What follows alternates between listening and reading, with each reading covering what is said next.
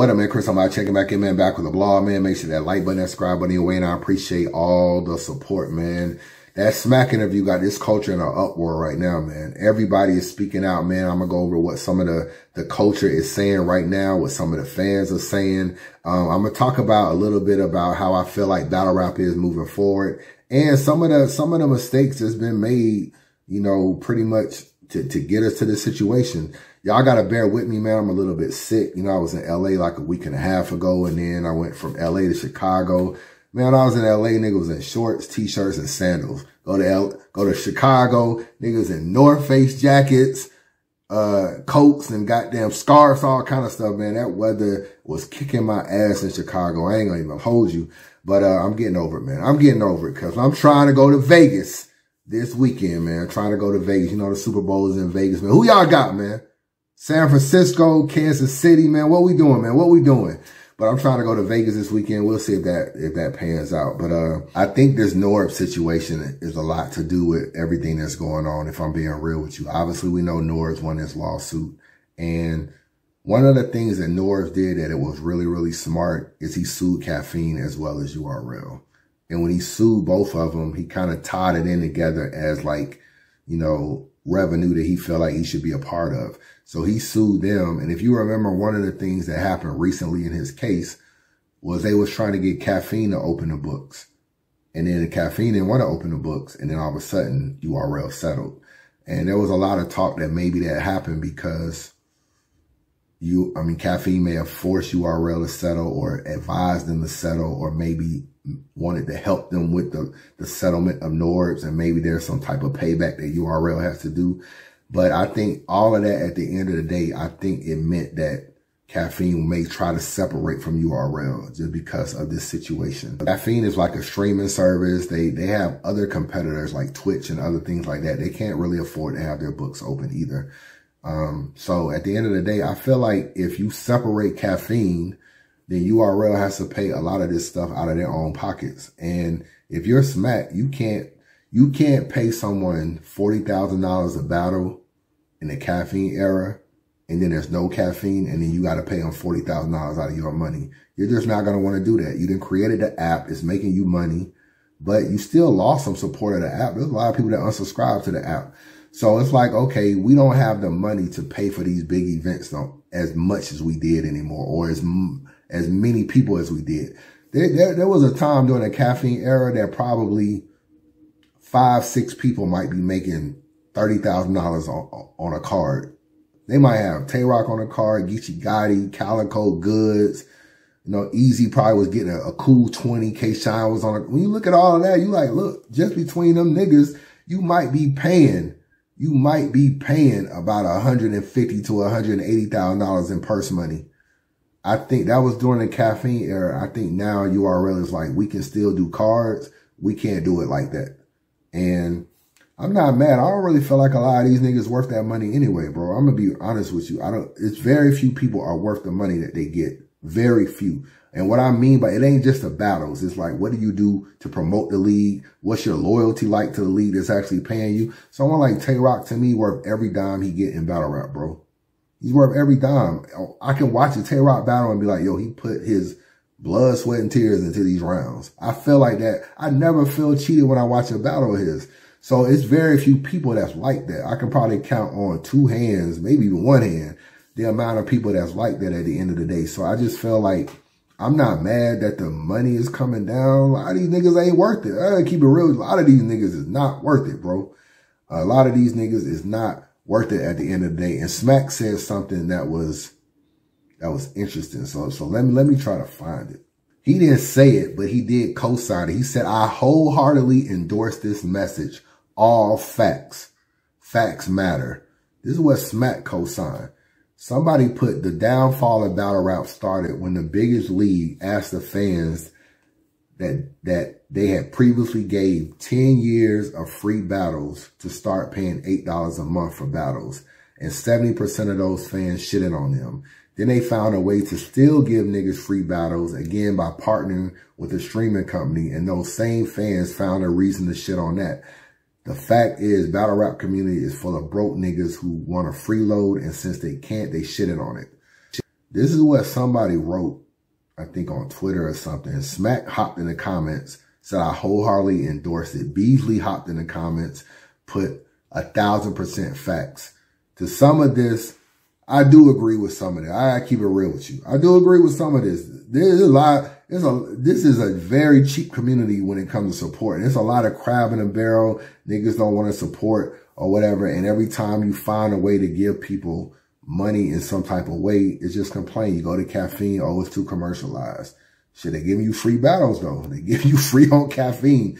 So sometimes you got to deal with that in order to deal with that. Oh, you know, they got the fans across the street and it's this. I get it. It's not the essence of battle rap, but it's never going to be the essence anymore once it became commercialized. So some of this is true. It's not saying that URL didn't have their faults. You know what I'm saying? It's not saying that they didn't have their faults.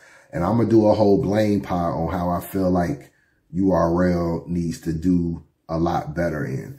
But, honest, URL kind of does need to leave caffeine, to keep it real with you. Sometimes we kind of look at situations and think breaking away and everything is a bad thing, but it's just another step in your growth. URL should be streaming from the app, bro. They should not be using caffeine. They should come up with a way to stream from the app. You should be paying $8 a month and you should be able to watch all these events. I'm talking about the app only card as well as the regular card. You should be able to watch them all from the app. You should be able to stream from the app.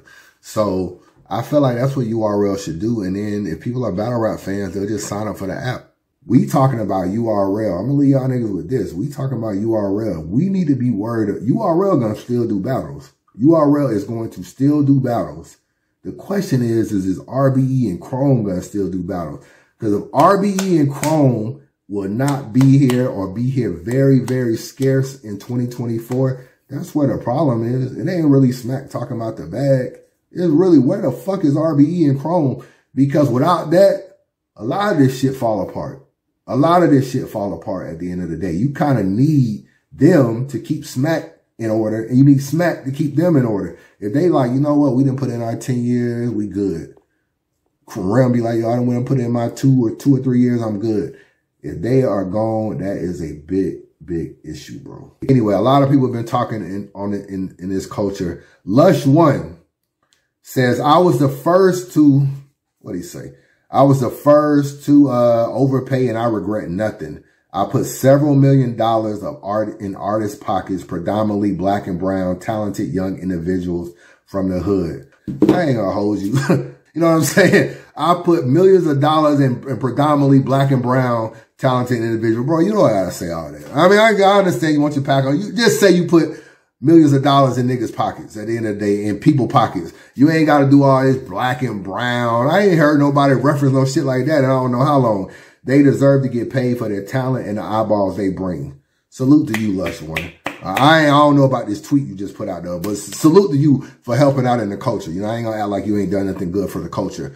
Hitman holla, damn, y'all told me all them guys were stars, God tier ticket sellers and seat fillers over there, and they can't even help Smack recoup the money he's been spending on them.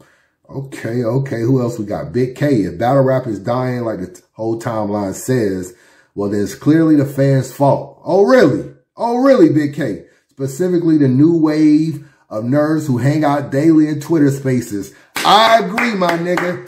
The nerds that hang out in Twitter spaces, this is all your fault, to be honest. Shame on you. Look what you did. You killed it. I think he's just joking, but that's what he said. JC, nobody should want to see battle rap in a bad place. It has impacted us all, from league owners to fans. Let's restore the culture. Shotty Horror responded to JC. Well said. So can you run me my deposit back for that event that you no-showed? It impacted us all, from league owners to fans. Y'all niggas ain't paying, niggas. What is going on over here? JC, you running off with the plug. NHB Mills, you supposed to be his manager. Mills. You got this nigga holding a deposit for Shotty Horror's league. Bro, what is y'all niggas doing? This is another issue with the culture. NHB Mills. We gonna talk. Me and Mills, we gonna talk soon. Don't worry about it. Mills. Who else? Show off. But losing multiple lawsuits will have anyone fed up. Okay. He's defending the RBE joint. I ain't mad, show off. Vade from Queen of the Ring. There you go. Smack said it. You're asking for money that you're not worth. The caffeine era is over. Say that too. Say that. Briz, I told you that. Well, that 100K is over. It's over, Briz. Shout out to Tay-Rock. A lot of you niggas ain't competitors. Y'all just here for the money anyway. I still compete at the highest level and I get the big bag. Y'all be blessed. If I did a blame pie, it would come from 4 places. It would be the bloggers, the fans, the battlers, and the league owners. That's what the blame pie would be. If I took it from a blogger standpoint, I feel like we could be more positive. I think we could recap battles that don't get a lot of views. I think we could recap more app battles. We could highlight people that don't get a lot of views. I think for a long time, a lot of the bloggers didn't really make money in battle rap. I didn't start making money blogging until like 2014, late 2014, early 2015, like around that time. But I started blogging in like 2011 and I didn't really know much about monetization around that time. I was kind of bullshitting a whole lot. So by the time I monetized, I probably had almost 200 or 300 videos on my channel already that I was not monetizing. A lot of untold truths I wasn't monetizing. And I just ran across someone one day that had told me a YouTube check they got. And I was just like, yo, and they was like, yo, you should be getting a lot of money on your channel looking at your views. And I was like, yo, what the fuck am I doing? So I monetized it, started making money. But for a couple of years, I was eligible to be monetized. I just didn't know how to monetize or really didn't think it was a big deal. I don't know. For some reason, I must have thought niggas wasn't really making no real YouTube money. So I think now people that went so long early on without making money that now people sometimes don't want to talk about stuff unless they feel like it's going to be getting some views. But a lot of pushing the culture forward is supporting people that don't get a lot of views. So if we can talk about the negative shit, we can talk about the positive shit. So I think it needs to be more of a balance at some point. And I'm at least strive to do a little bit of that. I'm going to try to shine a little bit more on people that I may not necessarily do recaps on. It's hard because I don't always have a lot of time, but that's what needs to be done from a blogger standpoint. From a fan standpoint, just got to support more. Just got to support more. A lot of people have a problem paying $8 for the app. There's a lot of apps that I pay for or have paid for that I never watch. So even though I can say I don't hardly watch the URL app that much, you know, at the end of the day, it's other apps like that too, and I still pay for them. Bro, do you realize I signed up for Zeus? I signed up for the motherfucking Zeus network. I wanted to watch one show on Zeus. I took the free trial, and I was paying $4.99 for the next 11 months. I was even though that's not really any real money, I never watched Zeus, but I still had it for a year. So there's a lot of shit that sometimes you sign up for. If it's not Netflix, YouTube, Prime, that's like all I watch. You know what I'm saying? But I got other stuff. I got Peacock, Hulu. But I don't really be watching them like that. So point of the matter is you got to support pay-per-views. You got to support the app at the end of the day. And you got to support YouTube for the battles. So that definitely needs to be done. There's too many bootlegs. There's too many crab in a barrel mentality fans. There's too many. They just don't want to support shit just because they don't want to support shit. They don't have no real reason at the end of the day. And that part could be better. It's a lot of that nigga mentality, like you don't want to help the other person kind of thing. So, you know, the bootlegs are a big deal. You know, Black Compass, bro, they was bootlegging events and had 100 people in them discords, bro. That's a lot of money that you was taking away from a league, especially if them 100 people turned around and bought a $35 pay-per-view. That's $3,500 that the league could have lost because you let them in a Discord for free or you let them in a Discord for $5. That shit was going on. So that's a big deal in the culture. As far as the ballers, they got to promote more. They got to promote more, and they also got to build relationships with media. See, some of these ballers don't fuck with media, but it's not reciprocated. Like, we don't have a problem with these niggas. It's just they don't like us for whatever reason. They don't like us because we don't like their homeboys. Do you realize, bro, that when me and Hitman had our little back and forth or a little bit of issue, it was like bags and body niggas that didn't fuck with me. I'm like, nigga, I don't even know you niggas. Like, so you mean to tell me you so much in love with Hitman? I understand he gave you an opportunity, but you turned that off on a whole blogger that could recap your battle, promote your event because I was critiquing a Hitman, something with Hitman. I was just like, y'all sometimes cut off y'all nose to spite y'all face kind of thing. And it's people like that. We don't really have a lot of animosity with battlers. And if we do, it's very few. A lot of battlers have more of an issue with us. So y'all got to kind of like do more interviews, ingratiate yourself. I'm all over this country. Y'all could hit me up and be like, yo, let's do a sit down. I'll pull up on you. So a lot of this is just reaching out to media and trying to do interviews and talk shit and spark up a battle and all that kind of stuff. That needs to be done. And you got to promote more at the end of the day. You got to bug the shit out of URL to send y'all clips that y'all can, get, that you can get, whitelisted or whatever so that you can put on social media. You got to bug them niggas about that. And as far as the league, aside from blocking battles, suing niggas, doing all that corny shit that URL sometimes be doing, the other thing is utilizing your YouTube more, marketing more. You got to put out clips and give the clips to the artists. Right now, y'all just had an event, Redemption. Y'all just had T-Top and Snake Eyes, J2 and JC. That recap of that whole event should be on YouTube right now, but it's not. It should be on YouTube right now, but it's not. The other thing is you should be sending JC a clip. Hey, put this on your social media. Sending J2 a clip. Put this on your social media. T-Top, put this on your social media. If you don't have the time to do that shit, you have to hire someone that is just sitting at a computer that can just do all this stuff. Do you realize how popular OTFMZ became? Just think about this. OTFMZ came out of nowhere and blew up in media. They blew up in like Instagram. They realized, okay, we're not really bloggers. We're not at the events on some hip hop is real type shit. Where are we good at? Okay, we're good at Instagram.